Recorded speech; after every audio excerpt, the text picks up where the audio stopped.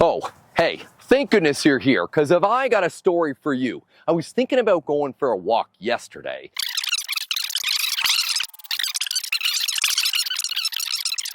And I'm just discovering now that that's probably way too many details for such a short story, because I haven't even really got to the best part yet. If only there was something I could do that could take a long story and break it down to the most important details. Wait a minute, maybe I should summarize my story and pick out the most important parts so that you get a broken down version of something that's very long into something very short. And to learn more about summarizing, let's head to the classroom.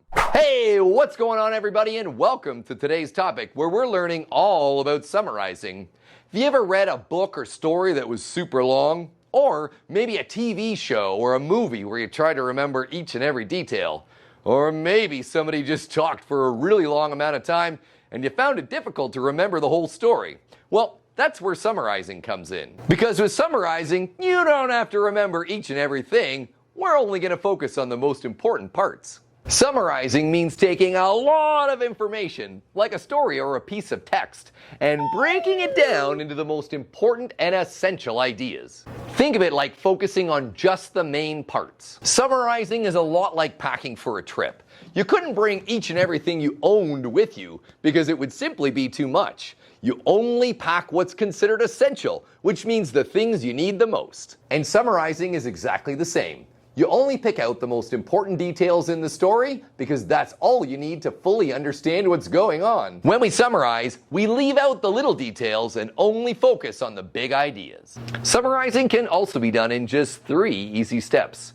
The first is to read or listen extremely carefully so that you fully understand exactly what's being said. The second is to find the main ideas, and you might have to go over it once or twice in order to fully understand what those main ideas are. And a great way to do that is to dig in a little bit deeper and ask yourself, what is this story really about? And lastly, write or say the story in your own words. Pick out those main ideas and just present them in a shorter way.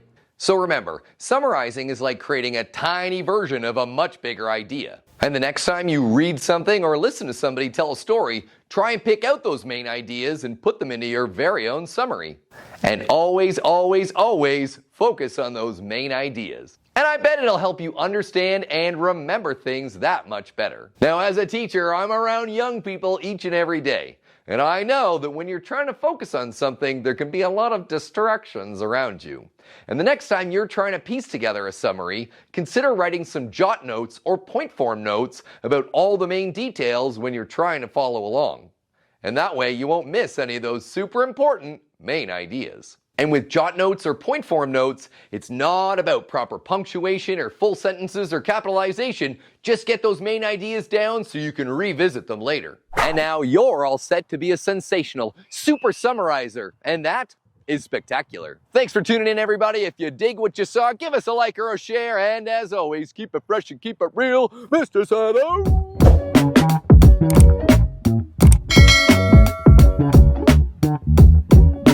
Summarizing, telling a short version of a long story without all the boring details. Whoo!